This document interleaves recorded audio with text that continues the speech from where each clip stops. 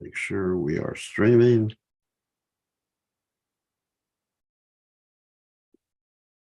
Yes, we are online. Okay.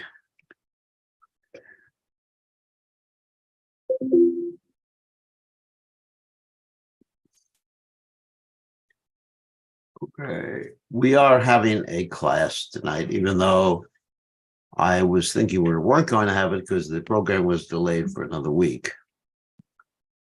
Okay, so whoever's able to join us, they'll join us for this class. It was chant. Yeah. Okay.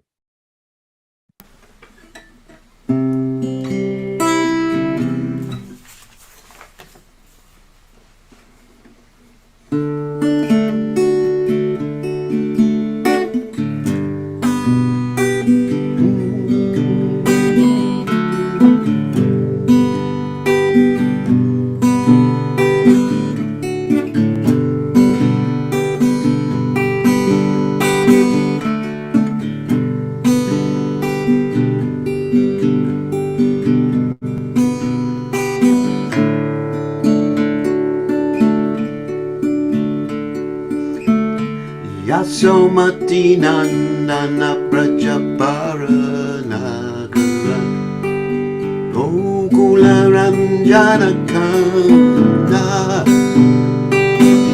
Somati nandana prajapara nagara Gokula ranjana kanda Gopi paranadana Matana Monohara Kaliyada Mahana Vidhana Gopi Puranadana Matana Monohara Kaliyada Mahana Vidhana Amalanina Amyavilasya Amalaninam Amyavilasa Vipina Puranara Navina Karavara Vipina Puranara Navina Karavara Siva Jana Suvasa Vipina Puranara Navina Karavara Vam Shiva Suvasa Rajajana Palana Sura Kunashana Nanda Godana Koyala Rajajana Palana Sura Kunashana Nanda Godana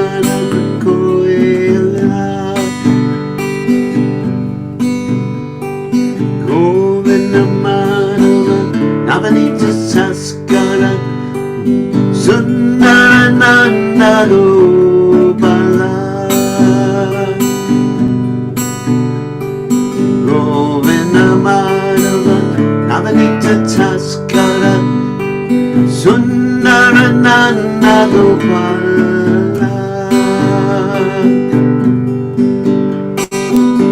Yamuna Tatachara Gopi Vasanahara Rasarasika Kripa Oya Yamuna Tatachara Gopi Vasanahara Rasarasika Kripa Maya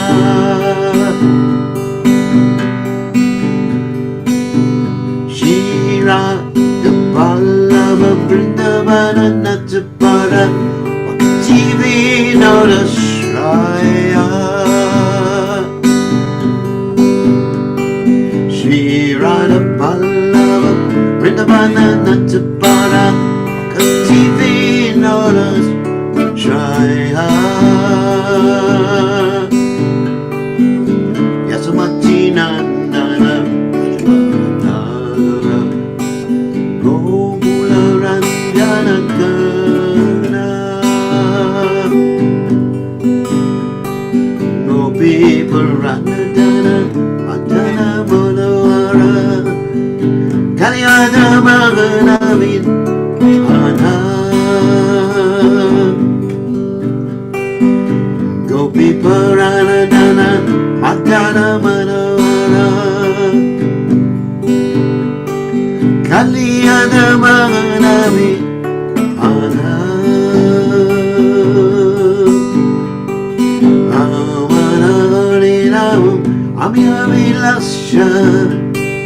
Vipina Tara Navina Karavalo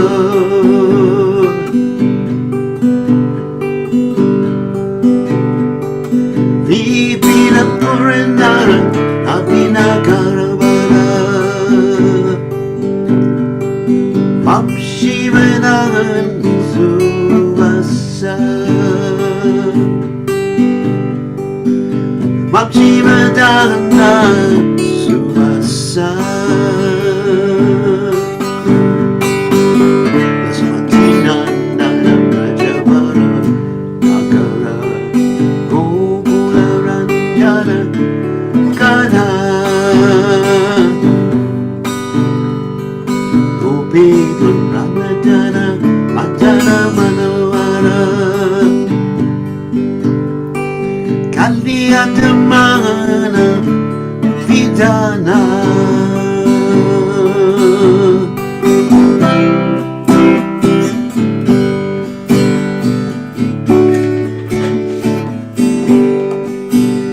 Jaya Prabhupada Pada Jaya Prabhupada Prabhupada Jaya Prabhupada Prabhupada Prabhupada Jaya Prabhupada Haribo Atibo Haribo Haribo Jai Om Vishnupad Paramahamsa Parakacharya all Sutana Satashi Shimad His Divine Grace Devaya Chalanada Bhaktivedanta Goswami Srila Prabhupada Ki Jai. ISKCON Founder Acharya Srila Prabhupada Ki Jai. Anantakoti Vaishnava Vrinda Ki Jai. Namacharya Srila Haridas Thakur Ki Jai. Prem Se Kaho Shri Krishna Chaitanya Prabhu Nityananda Shidwaita Gadadha Shivasadi Gauravata Vrinda Ki Jai. Shri Radhakrishna Gopi Govardhan Sayam Kunda Radhakunda Giri Govardhan Ki Jai. Vrindavanam Ki Jai. Maturadam Ki Jai. Jagannath Swami Ki Jai. Munamai Ki Jai. Shrimati Tulasi Devi Ki Jai. Samveda Bhakta Vrinda Ki Jai. Gaur Parimananda Hari Hari Bol. All glories the assembled devotees. All glories the assembled devotees. All glories the assembled devotees. All glories to Shri Guru and Gauranga. Srila Prabhupada Ki Jai. Gaur Premananda Hari Hari Hari Bol. Nama Om Vishnu Padaya Krishna Prastaya Bhutale Srimati Bhaktivedanta Swami Namani Namaste Saraswati Deve Gauravani Pacharni Nivashesha Shunyavadi Paschatya Dejatarni. So, let me read the translation. Lord Krishna is the beloved son of Yashoda, transcendental lover in the land of Braja, the delight of Gokula, known by the name Kana, the wealth of the lives of the gopis, the attractor of Cupid, and the punisher of the serpent Kaliya. These pure holy names of Lord Hari are full of sweet nectarian pastimes. Lord of the 12 forests of Braj, ever youthful, the best of lovers, player of the flute, and excellent dresser, protector of the inhabitants of Braja, destroyer of demoniac dynasties, keeper and tender of Nanda's cows, giver of pleasure to cows, land, and spiritual senses, husband of the goddess of fortune, butter thief, and beautiful little cowherd boy of Nanda Maharaj, wanderer of the Yamuna riverbanks, thief of the garments of the gopis, enjoyer of the mellows of the rasa dance, very merciful lover and beloved of Sri Radha, the great dancer of Vrindavan, and the only shelter of Bhaktivinoda Thakur. So, Bhaktivinoda Thakur Ki Jai. So we're going to continue with our study of the Krishna book. And we're nearing the end of Krishna book right now. We're going to doing the 89th chapter. Ooh. Starting the 89th chapter, which is just before the 90th. And the 90th is the last chapter in Krishna book. And then we'll figure out what we're going to do after that. Okay, so good to see everybody. And for those of you who are in the South Pacific, It's actually New Year's Eve morning. It's the 31st. And for those of you in America and in Europe, it is actually the 30th. Okay. So for those of you who are in Australia, New Zealand, Fiji, tomorrow will be New Year's Day. Pretty good. Okay, you have New Year's a day before us. So now we'll go ahead and continue reading Krishna book. So, Om Gana Timirandasha Gananjana Shlakaya Chakshur and Meditam Yena Tasmai Shigurave Namaha. I offer my respectful obeisances unto the lotus feet of my spiritual master, His Divine Grace, A.C. Bhaktivedanta Swami Srila Prabhupada, who so kindly opened my eyes with the torchlight of knowledge while I was blinded in the darkness of ignorance. So now we will share the screen. And as I mentioned, we're starting chapter 89 in the Krishna book. Okay. We get the windows all set here. So chapter 89 is called The Super Excellent Power of Krishna. Beautiful chapter. Long, long ago, there was an assembly of great sages on the bank of the river Saraswati who performed a great sacrifice of the name Satra.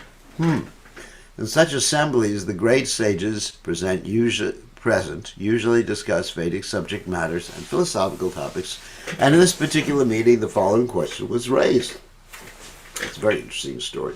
The three predominating deities of this material world, namely Lord Brahma, Lord Visnu, and Lord Siva, are directing all the affairs of this cosmos. But who among them is the supreme? After much discussion on this question, the great sage named Brighu, the son of Lord Brahma, was deputed to test all three predominating deities and report to the assembly as to who is the greatest. This is such an interesting story. Okay. Being thus deputed, the great sage Brighu Muni first of all went to his father's residence in Brahmaloka. The three deities are the controllers of the three material qualities, namely the qualities of goodness, passion, and ignorance. The plan decided upon by the sages was for Brighu to test which one of the predominating deities possesses the quality of goodness in full. So the predominating deities are Vishnu, Lord Shiva, and Lord Brahma. They're called the Trimurtis. Therefore, when Brighu Muni reached his father, Lord Brahma, because Brighu wanted to test whether Brahma had the quality of goodness, he purposefully did not offer his respects to his father, either by offering obeisances or by offering prayers.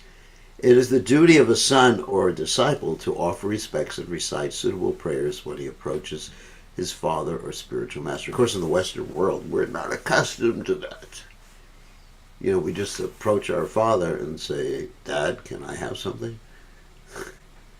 And spiritual master, it's almost the same thing. People are not trained up to respect. Now, the reason for that is not that the spiritual master needs respect or external respect like that, or his father needs that, but it establishes a serving mood. That's why. Not that the guru is thinking, where's my respect? And actually, Lord Chaitanya says, I don't want any respect. Isn't it? Amanina manatena. And we're ready to offer all respect to others. But there's a reason for it in culture. But Brighu Muni purposely failed to offer his respects just to see Lord Brahma's reaction to this negligence. Lord Brahma was very angry at his son's impudence, and he showed signs which definitely proved this to be so. He just probably walked right up to Lord Brahma and said, Hey, Dad, how you doing? In Vedic culture, that is not really accepted. He was even prepared to condemn Brighu by cursing him, but because Brighu was his son, Lord Brahma controlled his anger with great intelligence, This means that although the quality of passion was prominent in Lord Brahma, he had the power to control it. Lord Brahma's anger and his controlling his anger are likened to fire and water. Water is produced from fire at the beginning of creation, but fire can be extinguished with water. Similarly, although Lord Brahma was very angry due to his quality of passion, he could still control his passion because Brighu Muni was his son. So Brighu Muni saw, well, he's not in the mode of goodness. He may be able to control his anger, but he was angry.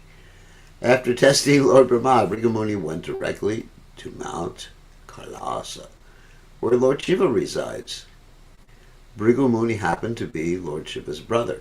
Therefore, as soon as Brighu Muni approached, Lord Shiva was very glad and personally rose to embrace him. But when Lord Shiva approached, Brighu Muni refused to embrace him. My dear brother, he said, you are always very impure. Because you smear your body with ashes, you are not very clean. Please do not touch me. When Brighu Muni refused to embrace his brother, saying that Lord Shiva was impure, the latter became very angry with him. It is said that an offense can be committed either with the body, with the mind, or by speech. Brighu Muni's first offense committed toward Lord Brahma was an offense with the mind. His second offense committed toward Lord Shiva by insulting and criticizing him for unclean habits was an offense by speech. Because the quality of ignorance is prominent in Lord Shiva, when he heard Brighu's insult, his eyes immediately became red with anger. With uncontrollable rage, he took up his trident and prepared to kill Brighu Muni. At that time, Lord Shiva's wife, Parvati, was present. Her personality, like Lord Shiva's, is a mixture of the three qualities, and therefore she is called Triguna Mayi. That means the lady who has all three modes of nature. Or the energy of the Lord who has all three modes of nature, Mayi. Because Maya means energy, Mayi is feminine for that. In this case, she saved the situation by evoking Lord Shiva's quality of goodness. She fell down at the feet of her husband, and with her sweet words, she talked him out of killing Brighu Muni. Phew. Really hard to give people tests if they're going to kill you. After being saved from the anger of Lord Shiva, Brighu Muni went directly to the planet Shredadvipa, where Lord Vishnu was lying on a bed of flowers in the company of his wife, the goddess of fortune, who was engaged in massaging his lotus feet. There, Brighu Muni purposely committed the greatest sin by offending Lord Shiva by his bodily activities. The first offense committed by Brighu Muni was mental, and that's towards Lord Brahma. The second offense was vocal, that's towards Lord Shiva, and the third offense was corporal. Corporal means with one's body. That's where the word corpse comes from. These different offenses are progressively greater in degree. An offense committed within the mind is a positive offense. The same offense committed verbally is comparatively more grave. And when committed by bodily action, it is superlative in offensiveness. In other words, the highest offensiveness. So Brighu Muni committed the greatest offense by kicking the chest of the Lord in the presence of the goddess of fortune. Of course, Lord Vishnu is all merciful. He did not become angry at the activities of Brighu Muni, for Brighu Muni was a great Brahmin. A Brahmin is to be excused, even if he sometimes commits an offense. And Lord Vishnu set the example. Yet it is said that from the time of this incident, the goddess of fortune, Lakshmi, has not been very favorably disposed towards the Brahmanas, and therefore, because the goddess of fortune withholds her benedictions from them, the Brahmanas are generally very poor. Of course, this should not scare you. You should not think, oh, I don't want to be a Brahmin. If you're a Vaishnava, this curse or attitude of the goddess of fortune doesn't work against you. Okay? A Vaishnava Brahmin is not the same as a regular Brahmin. Brighu Muni's kicking the chest of Lord Vishnu was certainly a great offense, but Lord Vishnu was so great that he did not care. The so-called Brahmanas of the Kali Yuga are sometimes very proud that a great Brahmin like Brighu Muni could touch the chest of Lord Vishnu with his foot. But in fact, when Brighu Muni kicked the chest of Lord Vishnu was the greatest offense, although Lord Vishnu, being greatly magnanimous, did not take it seriously. Because Brighu Muni really had to suffer later on. He actually became a hunter, Jara, who fired an arrow at the Lord during the Lord's final pastimes on this earth planet. He really had to suffer because of this offense. Instead of being angry or cursing Brighu Muni, Lord Vishnu immediately got up from his bed along with his wife, the goddess of fortune, offered respectful obeisances to the Brahman. He addressed Brighu Muni as follows: "My dear Brahman, it is my greatest fortune that you have come here. Please therefore sit down on this cushion for a few minutes. My dear Brahman, I am very sorry that when you first entered my home I could not receive you properly. It was a great offense on my part, and I beg you to pardon me. You are so pure and great that the water which washes your feet can purify even the places of pilgrimage. Therefore I request you to purify the Vaikuntha planet where I live with my associates.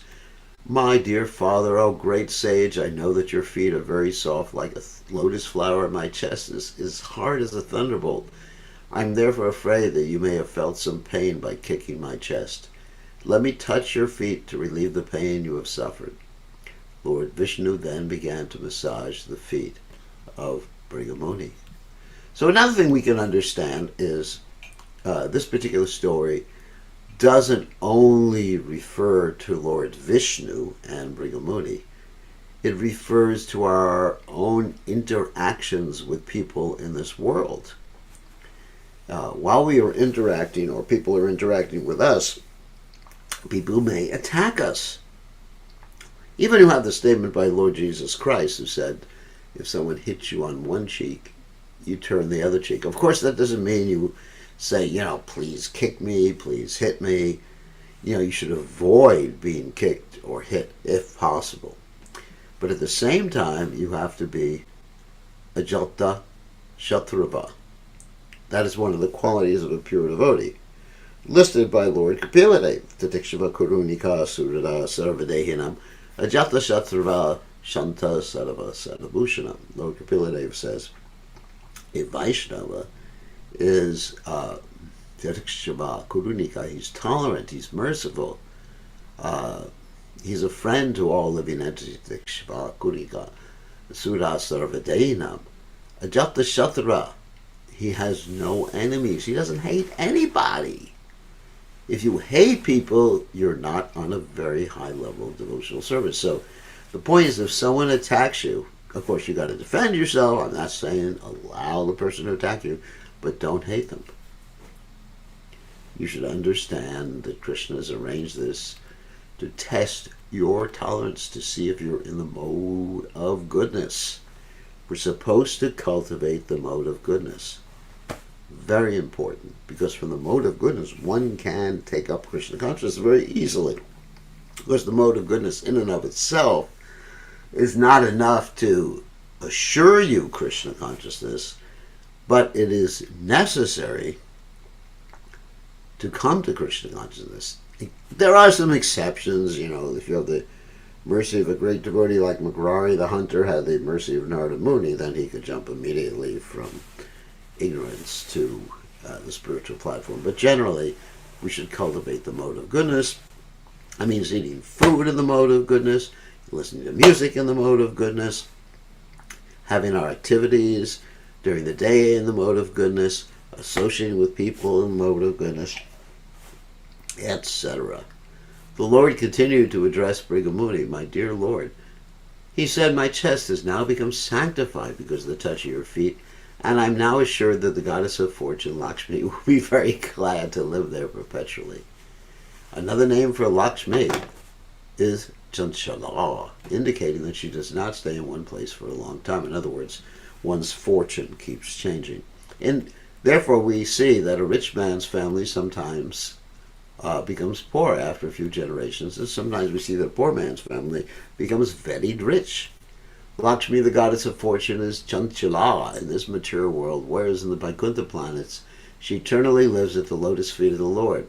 Because Lakshmi is famous as Chanchala, Lord Narayan indicated that she might not have been living perpetually by his chest, but because his chest had been touched by the feet of Brighu Muni, it was now sanctified, and there was no chance that the goddess of fortune would leave.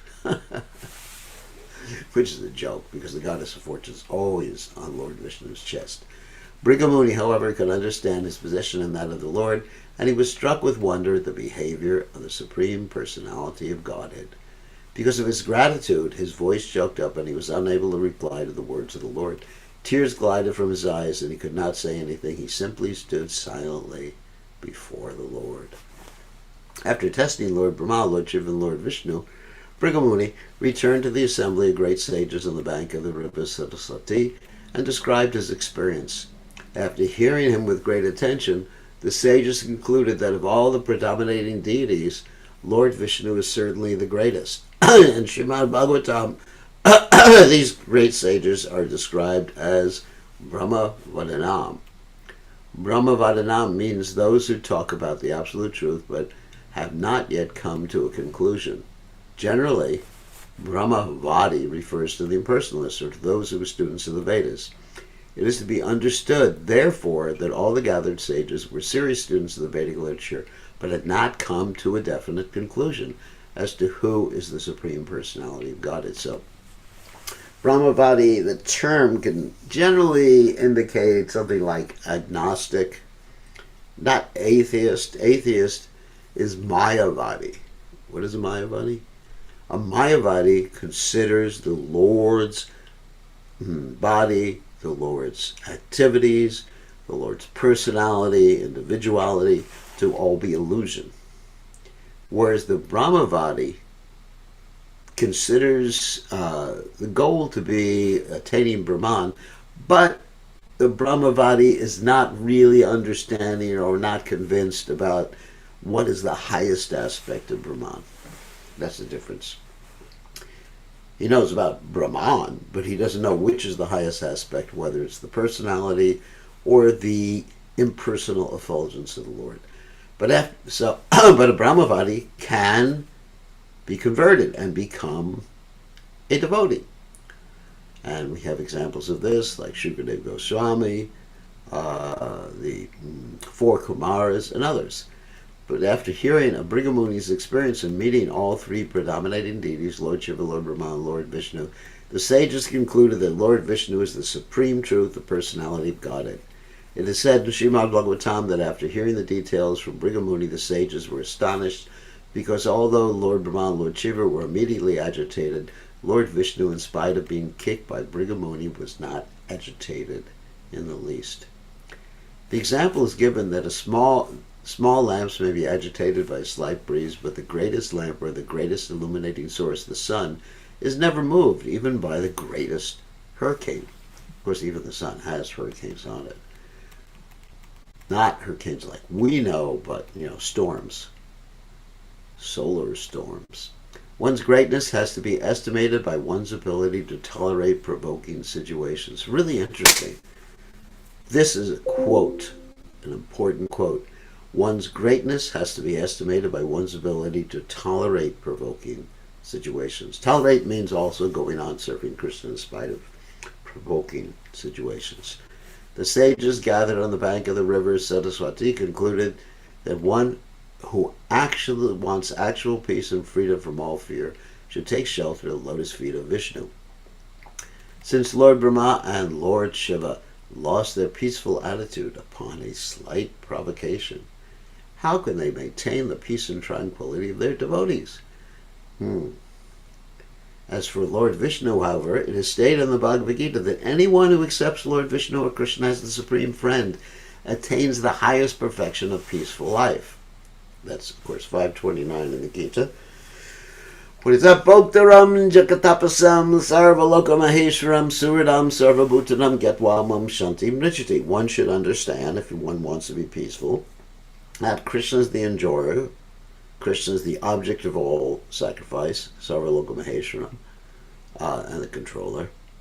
Suridam sarvabhutanam. He is the surit, well-wisher, good heart, surit, well-wisher of all living entities, and then getwamam shanti nrichiti. In this way, one can actually be peaceful. Because how can you become happy without peace? You need peace.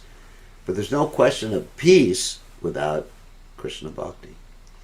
The sages thus concluded that by following the principles of Vaishnava Dharma, that means devotee life, one becomes actually perfect, but that if one follows all the religious principles of a particular sect and does not become advanced in understanding the Supreme Personality of Godhead, all Vishnu, all such labor is fruitless. To execute religious principles means to come to the platform of perfect knowledge. If one comes to the platform of perfect knowledge, then he will be uninterested in material affairs. Perfect knowledge means knowledge of one's own self and the Supreme Self. The Supreme Self, that's Krishna, and the individual self, although one in quality, are different in quantity. We went over this before. We have the same qualities as the Supreme Personality of Godhead, but in minute quantity. This analytical understanding of knowledge is perfect. Simply to understand, I am spirit, I am not matter, is not perfect knowledge. The real religious principle is devotional service, or bhakti. This is confirmed in the Bhagavad Gita, where Lord Krishna says, "Give up all other religious principles and simply surrender unto me." Therefore, the term Dharma applies only to Vaishnava Dharma, or Bhagavat Dharma, by following which one automatically achieves all good qualities and advancements in life. The highest perfectional knowledge is knowledge of the Supreme Lord. He cannot be understood by any process of religion other than devotional service. Therefore, the immediate result of perfect knowledge is achieved by executing devotional service. After attainment of knowledge, one becomes uninterested in the material world. This is not because of dry philosophical speculation. The devotees become uninterested in the material world, not simply because of theoretical understanding, but because of practical experience. That's called vijnana, or realization. Jnana means just knowledge, theoretical knowledge. Vijnana means realization. And also because of a higher pleasure, or as Krishna says, a higher taste. Rasa varjam rasya prisa param drishtanavartate. That when one has a higher taste, a higher pleasure, then one gives up the lower pleasures. Yep. That is actually practical. See, when you have nice tasting food, you're not going to eat food that is tasteless. Unless, of course, you're sick and you need to eat food that is tasteless just to maintain your body. But generally, if you have a choice, when a devotee realizes the effect of association with the Supreme Lord, he naturally hates the association of so-called society, friendship, and love. This detachment is not dry, but is due to achieving a higher status of life by relishing transcendental mellows. It is further stated in Srimad Bhagavatam that after attainment of such knowledge and such detachment from material sense gratification, one's advancement in the 8 opulence is attained through mystic yoga practice such as anima, lagima, and prapti siddhis, also achieved without separate effort. Wow. Anima means make yourself very little. Lagima, very big or very heavy. Prapti means you can reach out to some other place and get, let's say, a mango from Fiji right now, if you want to get a mango from Fiji. So you get all these things, but, Hare Krishna, you have to come to the point of not wanting them. You may think, oh, I want to be a pure devotee because I want anima, lagima, prapti, vaishesha. You want all these different powers. Siddhi means powers. But the point is, you may want them, but if you become a pure devotee, you're not interested in them anymore. The perfect example is Maharaj Ambarish. He was not a mystic yogi, but a great devotee. And in disagreement with Maharaj Ambarish, the great mystic Durvasa was defeated in the presence of the king's devotional attitude. I'll tell that story really quickly.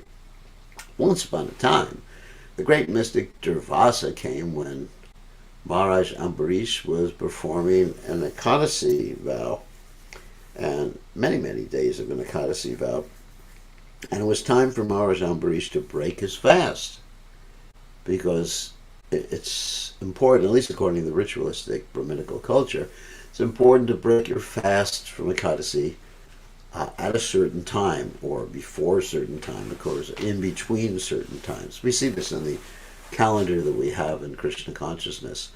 So it came time for Maharaj Ambarish to break his fast, but Durvasa Muni came, and you're not supposed to eat or drink before your guest. It's considered a great offense, because it's Atiti Narayan.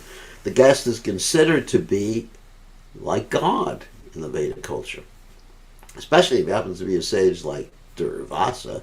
The word Durvasa means someone who has a bad temper or bad face.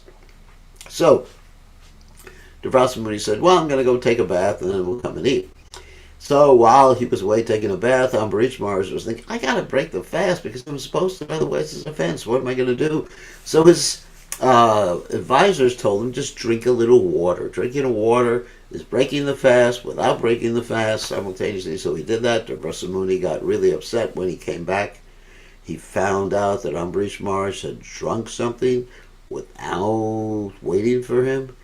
And he created this demon from his hair. And this demon was supposed to kill Maharaj Ambarish. But, guess what? Krishna's Sudarshan Chakra killed the demon. Not only did it kill the demon, but it started chasing after Durvasa Muni. And Durvasa Muni was running here, running there, to try to get away from the Sudarshan Chakra, the weapon of Lord Vishnu. And he couldn't get away. He went to Lord Vishnu. Lord Vishnu said, nothing I can do. You offended Maharaj Ambarish. And Maharaj Ambarish didn't feel offended. But as stated, that even if a devotee forgives, the dust of his feet may not forgive you.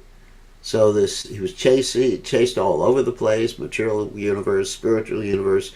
Finally, Durvasa Muni came back to Maharaj Ambarish, even though he was a great, powerful mystic, and he apologized and touched Maharaj Ambarish's lotus feet, and they became good friends, and the Sudarshan Chakra stopped harassing Durvasa Muni. Very, very interesting. Of course, Maharaj Ambarish, he was worried about Durvasa Muni because he was a Jata Shatru. As we mentioned before, which means a devotee doesn't have any enemies. Because he had that mood, he was actually concerned and praying for Durvasa Muni's welfare. So that's a Vaishnava. In other words, a devotee does not need to practice the mystic yoga system to achieve power. The power is behind him by the grace of the Lord.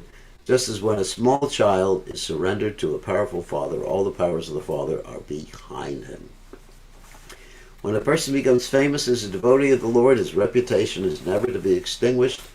Lord Chaitanya, when discoursing with Ramananda Roy, questioned, what is the greatest fame? Ramananda Roy replied that to be known as a pure devotee of Lord Krishna is the perfect fame.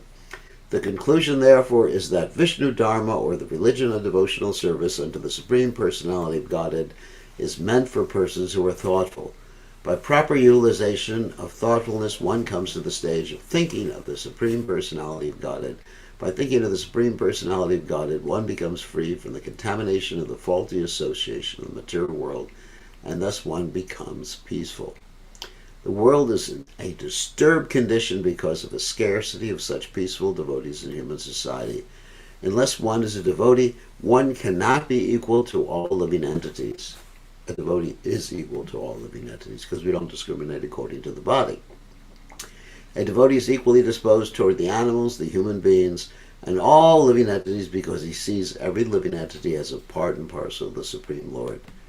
In the Ishopanishad, it is clearly stated that one who has come to the stage of seeing all living beings equally does not hate anyone or favor anyone.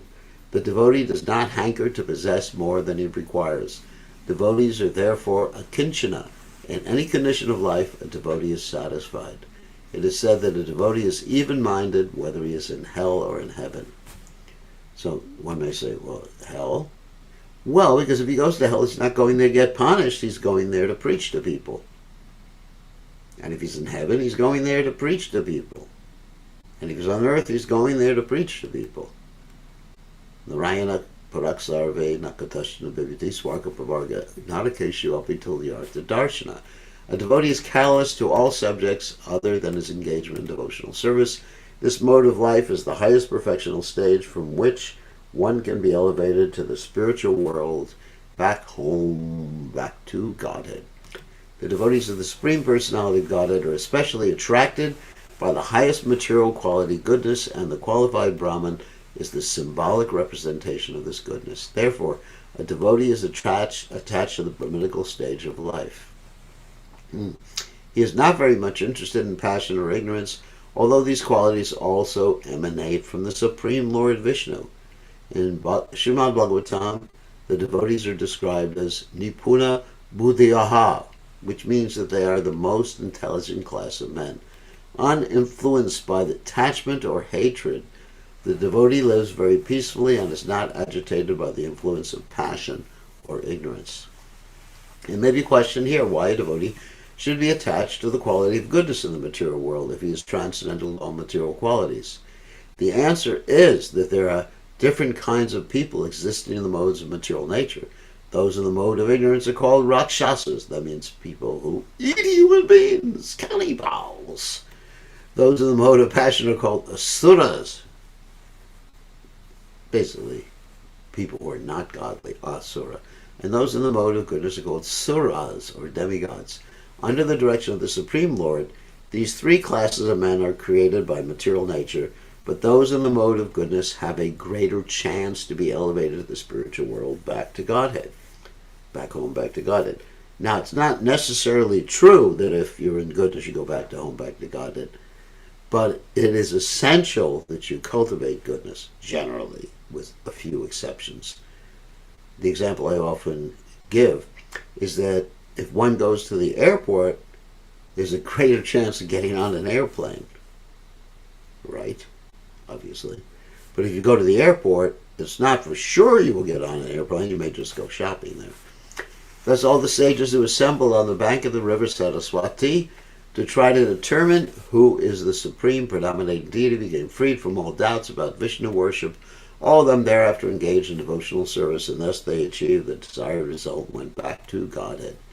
Those who are actually eager to be liberated from material entanglement would do well to accept at once the conclusion given by Sri Shukadeva Goswami in the beginning of Srimad Bhagavatam, which is spoken by Shukadeva Goswami. It is said that hearing Srimad Bhagavatam is extremely conducive to liberation. The same fact is now confirmed by Sutta Goswami. So Sutta Goswami was in the audience when Shukadeva Goswami was speaking, and also Sutta Goswami spoke after that to the sages in Naimisharanya, headed up by Shonika. If anyone who is traveling aimlessly within this material world cares to hear about the nectarian words spoken by Shukadeva Goswami, certainly he will come to the right conclusion, which is that simply by discharging devotional service to the Supreme Personality of Godhead, one will be able to stop the fatigue of perpetually migrating from one material body to another. In other words, one who becomes fixed in loving devotional service to Vishnu will certainly be able to get relief from this journey of material life. And the process is very simple. One has to give oral reception to the sweet words spoken by Shukadeva Goswami in the form of Srimad Bhagavatam. Another conclusion is that we should never consider the demigods, even Lord Shiva and Lord Brahma, to be on an equal level with Lord Vishnu. If we do this, then according to the Padma Purana, we are immediately categorized as atheists. This statement is Yastu Narayanam Devam Brahma Rudradi Daivata Sabitpayan Vanaiva Viksheta Salpashandi Bhavatribam. Yeah, that's exactly what that says. Also in the Vedic scripture known as the Harivamsa, it is stated that only the Supreme Personality of Godhead, Vishnu, is to be worshipped, and that the Hare Krishna Mahamantra, or any such Vishnu mantra, is always to be chanted. In the second canto of Srimad Bhagavatam, Lord Brahma says, both Lord Shiva and I are engaged by the Supreme Personality of Godhead to act in different capacities under his direction. In the Chaitanya Charitamrita, it is also stated that the only master is Krishna, and that all others, in all categories of life, are servants of Krishna only. In the Bhagavad Gita, it is confirmed by the Lord that there is no truth superior to Krishna. Matak paraturam nanya kinchirasta dhananjaya. Shukadeva Goswami also, in order to draw attention to the fact that among all Vishnu Tattva forms, Lord Krishna is 100% the Supreme Personality of Godhead, narrated the story of an incident which took place when Lord Krishna was present. This is actually another beautiful story. Maybe we should wait till tomorrow to to recite this story because it should be recited completely rather than breaking up into two parts. So, with that in mind, I mean, we're still, it's a little early to end class.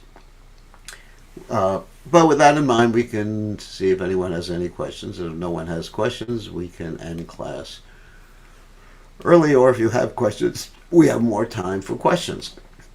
So now you're allowed to unmute yourselves. You're allowed to type in the text window, the chat window, or you're allowed to raise your hand and I can call on you. Does anybody have any questions? Wow. I do not see anybody with questions. Oh, yeah, Shama Priya. Okay, what's your question, Shama Priya? Haribol. Please accept my humble obeisances. All glories to Srila Prabhupada. I have a question which is to do with compassion. Um, when we are supposed to be compassionate to all living entities, but if there is someone who is showing psychopathic tendencies, actually there's two parts to the question. One is this person evil? Or secondly, do we show compassion to such a person?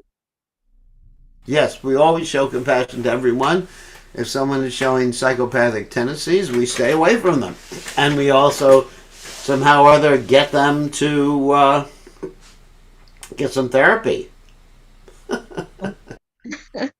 Okay, Yeah, but we and don't do hate it. If we hate someone and we're trying to destroy someone because yeah, of anger towards someone, this is not Vaishnava. okay, So let's say so many people attack me, me on yeah, the internet. I haven't been physically, not very often, but on the internet, they attack me and say so many things about me, and if I yeah, start hating them, then I'm of a very low quality, and whatever their quality is, that's between them and Krishna, and vengeance, mm-hmm. getting even, is not part of a Vaishnava's vocabulary or mentality. You Okay, know, teach you a lesson. You don't teach people lessons anyway. It doesn't work. Uh, mm, Hurting people does not teach people lessons. What teaches people lessons is they have to come to the realization and yeah, compassion. It's not, people don't learn by being punished. I remember when I was young, my parents would punish me, as all parents do. It didn't teach yeah, me a darn thing. It just taught me how to get away with something without getting caught, or the importance of getting away with something without getting caught. In fact, it made mm, me more rebellious. My mother, I mean, she mm, loved me. I can't yeah, criticize. Anyway, spanking, whatever spanking there was, it just mm, encouraged me to try to avoid it, not encourage me to be good. You know, mm, Prabhupada was the one who encouraged me to be good. I mean, I was pretty good. I mean, I can't complain about myself. But, mm, it just didn't really change my it didn't change my behavior, but it made my behavior. I may be more expert in hiding my behavior. mm, So you got to figure out, real compassion means to change someone. If someone has issues or someone is cruel or whatever, yes, like Lord Ramchandra, he was compassionate towards Ravana. He didn't want to hurt Ravana. He gave Ravana a chance. He said, "Ravan, please give back Sita Devi, and then we can be friends. We just have to give back Sita Devi." After all that Ravana did, can imagine he kidnapped Sita Devi and held her there for such a long period of time, but he was ready to forgive him if he mm, just gave her back. I mean, all he had to do is give her back. He didn't want to kill him. Of course, that was the yes. past, so we can Even learn. even Draupadi, she was prepared to forgive Ashwatthama for. Yeah. And so it's that sort of thing that we are discussing, right? How to be able to. I couldn't understand how Draupadi could forgive Ashwatthama for doing that to her children. I don't know if she actually forgave him, but she didn't want him killed. You know, she didn't want him hanging around either. Krishna gave him a punishment that rectified him. Krishna actually Mhm. had his jewel taken away and made it. According to the Mahabharata, he made him smell so bad that no one would go near him for 5,000 years. So Mm. He's that's okay now, though, right? I mean, like he's not in that punishment mode anymore. Like he's not smelling bad or running around in pain without. Yeah. Tom is doing pretty well now. Just saw him the other day. He Did has a, you? he has a Facebook page. Anyway, all right. So thank you Thank for you, how to go. So, Haribo. so who else has a question? If you have a question, raise your hand. This is for those of you in Australia, New Zealand, Fiji. This is the last chance for this year. Oh, I, Okay, Tulsi. um, Prabhupada did use the word hate, society, material society, friendship, and We hate the sin, not the sinner. We don't hate people. That's what Jesus Christ said. We hate the sin. We don't hate the sinner. There's a difference. Mhm. Yeah. So if we hate people, that's not. Then we're not in the mode of goodness.